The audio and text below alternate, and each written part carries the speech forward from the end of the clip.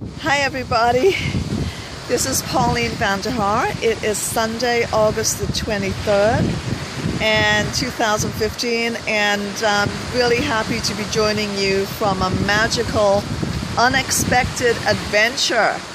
I'm in Northport, Michigan, in a beautiful community. I think it's the oldest gated community in the United States, and I'm here, really it's a lavish place. I'm here by the generosity of my friends.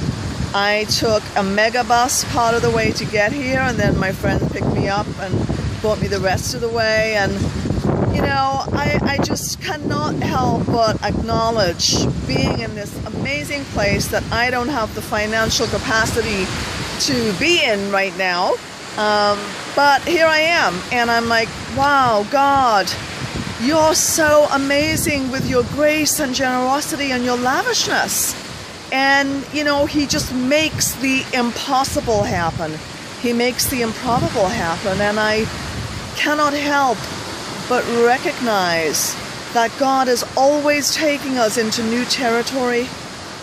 Territory that we wouldn't go alone. We wouldn't go without His guidance, without His making it possible for us. And so, you know, I've been thinking a lot about my new reality this week of, you know about my big estate sale a few weeks ago, a couple of weeks ago, whatever. I sold most of my belongings, so I'm now living in a practically empty house and making the way for Pleroma Sanctuary. And some unfortunate things have happened too. You know, one guy, a contractor that I've known for 20 years or more, I've given him tons of work over the years.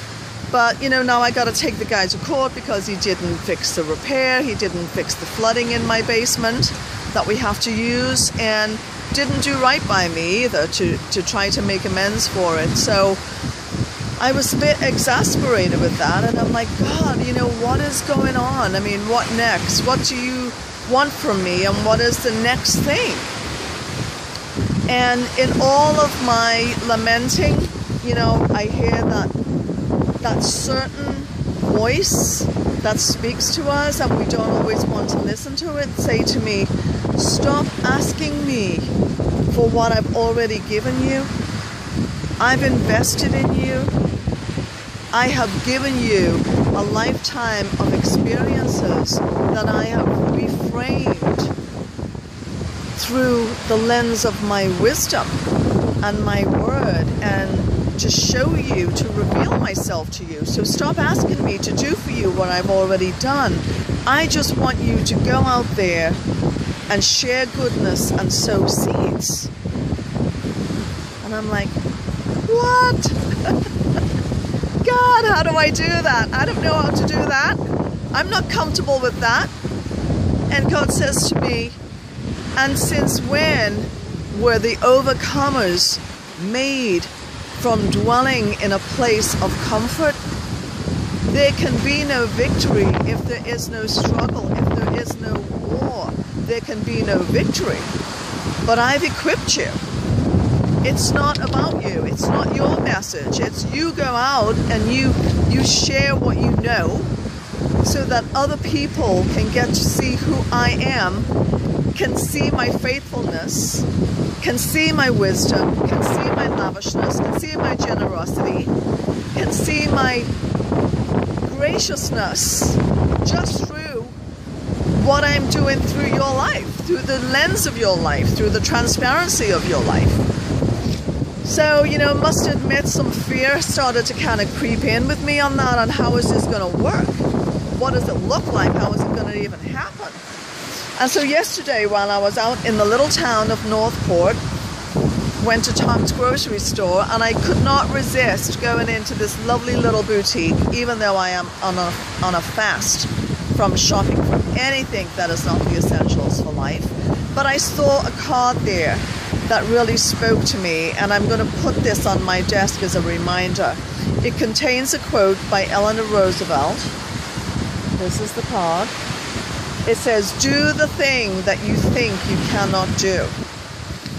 Do that thing.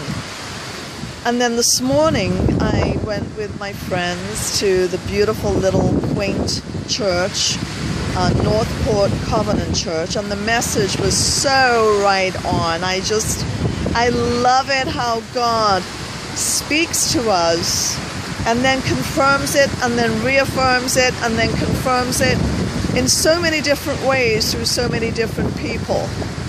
And the message this morning was a teaching from Joshua 18 verses 1 through 6. And it was about the time when God said to the children of Israel, "Go and possess the land that I have given you." And after they knew the promises of God, they knew that God was good for his word and they knew his power. But still, 7 tribes did not go and possess the land that he had given them. And so the question was this: what in your life are you not possessing that God has given you? What are you not stepping into? What new territory are you not venturing into that you know that God has prepared you and ordained you to take, and you're not doing it? So I have decided that over the coming weeks I am going to be doing the thing that I think I cannot do, knowing actually that I cannot do it without God, but I am going to be deliberately seeking out experiences that walk me through fear, experiences that I have always wanted to have but frankly terrify me. But I know that on the other side of them, I will have a deeper understanding of communication. I will have a more open heart, that I will know the power of vulnerability and the victory in trust.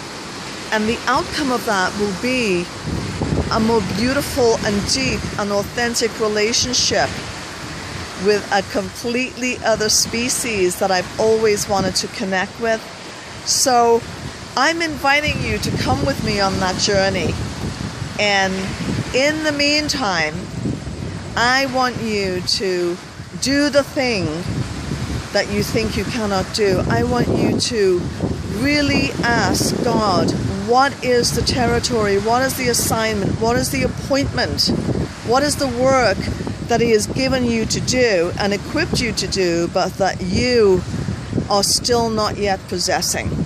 And so here's the takeaway for this week. Okay, fear is fear. We all have it. It's a daily battle between fear and courage, between trust and unbelief. But remember this: trust in the Lord with all your heart, lean not to your own understanding, and in all your ways acknowledge him, and he will make your path straight. So until next week, have an awesome week, trusting God and taking that territory, that new land that God has equipped you uniquely to do. Have a fantastic week. Take care. Bye-bye.